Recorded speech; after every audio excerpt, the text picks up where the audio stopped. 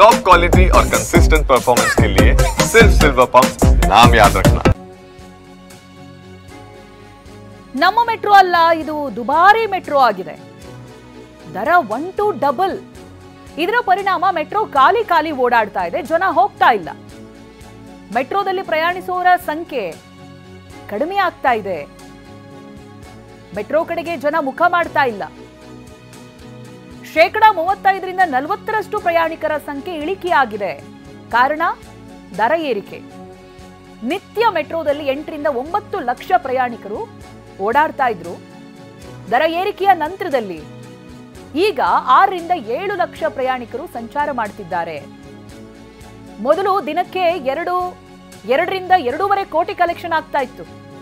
ಈಗ 1.5 ಇಂದ 2 ಕೋಟಿ ರೂಪಾಯಿ ಮಾತ್ರ ಕಲೆಕ್ಷನ್ ಆಗ್ತಾ ಇದೆ. ನೋಡಿ, ಇದೊಂದು ರೀತಿಯಾದಂಥ ಲಾಸೆ. ದರ ಏರಿಕೆಯಾಗಿ BMRCLಗೆ ಅದು ಲಾಭ ತರ್ತಾ ಇಲ್ಲ, ಪ್ರಯಾಣಿಕರಿಗೂ ಕೂಡ ಸಮಸ್ಯೆ ಆಗ್ತಾ ಇದೆ. ಗಣನೀಯವಾಗಿ ಇಳಿಕೆಯಾಗಿದೆ. ಸೋಮವಾರದಿಂದ ಪ್ರಯಾಣಿಕರ ಸಂಖ್ಯೆ ಇಳಿಮುಖ ಆಗಿರೋದು ಕಾಣಬಹುದು. ನಾವು ಮೆಟ್ರೋ ಬಿಟ್ಟು ತಮ್ಮ ಸ್ವಂತ ಕಾರು ಬೈಕ್ನಲ್ಲಿ ಓಡಾಡ್ತಿದ್ದಾರೆ.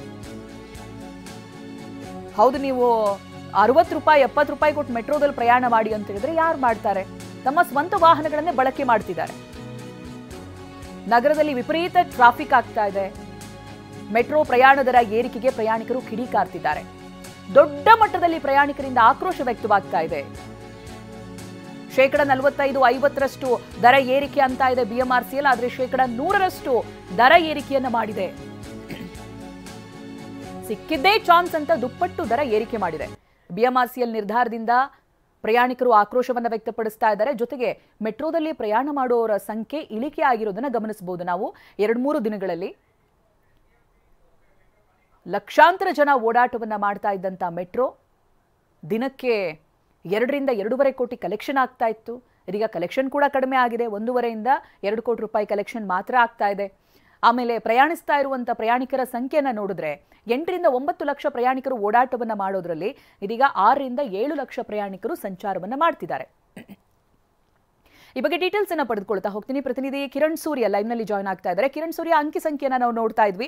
ಒಂದು ಪ್ರಯಾಣಿಕರ ಸಂಖ್ಯೆ ಗಣನೀಯವಾಗಿ ಇಳಿಕೆ ಆಗ್ತಾ ಇದೆ. ಜೊತೆಗೆ ಕಲೆಕ್ಷನ್ ವಿಚಾರದಲ್ಲಿ ಅದು ಕೂಡ ಕಡಿಮೆ ಆಗ್ತಾ ಇದೆ. ಆ ಕಡೆ BMRCLಗೂ ನಷ್ಟ, ಈ ಕಡೆ ಪ್ರಯಾಣಿಕರಿಗೂ ಕೂಡ ನಷ್ಟ. ಇದನ್ನ ಸರಿದೂಗಿಸುವತ್ತ ಯಾವ ರೀತಿಯಾದಂತಹ ನಿರ್ಧಾರವನ್ನ BMRCL ಕೈಗೊಳ್ಳಬಹುದು? ಏನ್ ಅಪ್ಡೇಟ್ ಸಿಗ್ತಾ ಇದೆ ಕಿರಣ್ ಸೂರ್ಯ?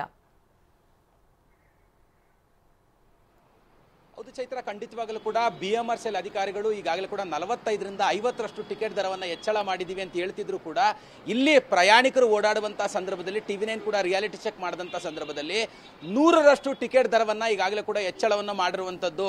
ಇದು ಒಂದು ಕಡೆ ಆದರೆ ಕಳೆದ ಭಾನುವಾರದಿಂದ ಮೆಟ್ರೋದಲ್ಲಿ ಪ್ರಯಾಣ ಮಾಡುವಂಥವರ ಸಂಖ್ಯೆ ತೀರಾ ಕಡಿಮೆ ಆಗಿದೆ ಅಂತಲೇ ಹೇಳ್ಬೋದು. ಈ ಹಿಂದೆ ನಮ್ಮ ಮೆಟ್ರೋದಲ್ಲಿ ಒಂದು ದಿನಕ್ಕೆ 8 ರಿಂದ 9 ಲಕ್ಷ ಜನ ಪ್ರಯಾಣಿಕರು ಪ್ರಯಾಣವನ್ನು ಮಾಡ್ತಿದ್ರು. 2 ರಿಂದ 2.5 ಕೋಟಿಯಷ್ಟು ಆದಾಯ ಬರ್ತಿತ್ತು. ಆದರೆ ಮೆಟ್ರೋ ದರ ದುಪ್ಪಟ್ಟು ಏರಿಕೆ ಮಾಡಿದ ನಂತರದಲ್ಲಿ ಮೆಟ್ರೋದಲ್ಲಿ ಈಗಾಗಲೇ ಕೂಡ 6 ರಿಂದ 7 ಲಕ್ಷ ಜನ ಪ್ರಯಾಣಿಕರು ಮಾತ್ರ ಪ್ರಯಾಣ ಮಾಡ್ತಿದ್ರೆ ಮತ್ತೊಂದು ಆದಾಯದಲ್ಲೂ ಕೂಡ ತುಂಬ ಕಡಿಮೆ ಆಗಿದೆ ಅಂತ ಹೇಳ್ಬೋದು. 1.5 ಇಂದ 2 ಕೋಟಿವರೆಗೂ ಮಾತ್ರ ಆದಾಯ ಈಗಾಗಲೇ ಕೂಡ ನಮ್ಮ ಮೆಟ್ರೋ ಗಳಿಸ್ತಾ ಇರುವಂಥದ್ದು. ಸದ್ಯ ನಾನು ಈಗಾಗಲೇ ವಿಧಾನಸೌಧ ಮೆಟ್ರೋ ಸ್ಟೇಷನ್ನ ಮುಂಭಾಗದಲ್ಲಿದ್ದೀನಿ. ನೀವು ಕೂಡ ದೃಶ್ಯದಲ್ಲಿ ನೋಡ್ತಾ ಇದ್ದೀರಾ. ಡಾಕ್ಟರ್ BR ಅಂಬೇಡ್ಕರ್ ಮೆಟ್ರೋ ನಿಲ್ದಾಣ ಅಂತಿದ್ದಂತೆ 9 ಗಂಟೆಯಿಂದ 11 ಗಂಟೆವರೆಗೂ ಕಿಕ್ಕಿರಿದು ಪ್ರಯಾಣಿಕರು ಓಡಾಡ್ತಿದ್ರು. ಆದರೆ ಮೆಟ್ರೋ ದರ ದುಪ್ಪಟ್ಟು ಏರಿಕೆ ಮಾಡಿರುವಂಥ ಹಿನ್ನೆಲೆಯಲ್ಲಿ ಜನಸಾಮಾನ್ಯರು ಮೆಟ್ರೋ ಪ್ರಯಾಣಿಕರು ತಮ್ಮ ಸ್ವಂತ ವಾಹನಗಳಲ್ಲಿ ಓಡಾಡ್ಲಿಕ್ಕೆ ಮುಂದಾಗಿದ್ದಾರೆ. ಕಾರಣ ಏನಂತ ಹೇಳಿದ್ರೆ ಇಡೀ ದೇಶದಲ್ಲೇ ಯಾವುದೇ ಮೆಟ್ರೋದಲ್ಲಿ ಇಲ್ಲದ ದರವನ್ನು ನಮ್ಮ ಮೆಟ್ರೋ BMRCL ದರ ಏರಿಕೆ ಮಾಡಿದ್ದಾರೆ ಅಂತೇಳಿ ಈಗಾಗಲೇ ಕೂಡ ಪ್ರಯಾಣಿಕರು ಆಕ್ರೋಶ ವ್ಯಕ್ತಪಡಿಸಿರುವಂಥದ್ದು. ಈಗಾಗಲೇ ಕಲ್ಕತ್ತಾ ಮೆಟ್ರೋದಲ್ಲಿ 5 ರೂಪಾಯಿ ಕನಿಷ್ಠ ದರ, ಮ್ಯಾಕ್ಸಿಮಮ್ 50 ರೂಪಾಯಿ ಮಾತ್ರ ಇರುವಂಥದ್ದು. ಆದರೆ ನಮ್ಮ ಮೆಟ್ರೋದಲ್ಲಿ ಕನಿಷ್ಠ ದರ 10 ರೂಪಾಯಿ, ಮ್ಯಾಕ್ಸಿಮಮ್ 90 ರೂಪಾಯಿ. ಅಂದರೆ ಚಲ್ಗಟ್ಟ ಟು ವೈಟ್ ಫೀಲ್ಡ್ಗೆ ಈ ಹಿಂದೆ 60 ರೂಪಾಯಿ ಇತ್ತು.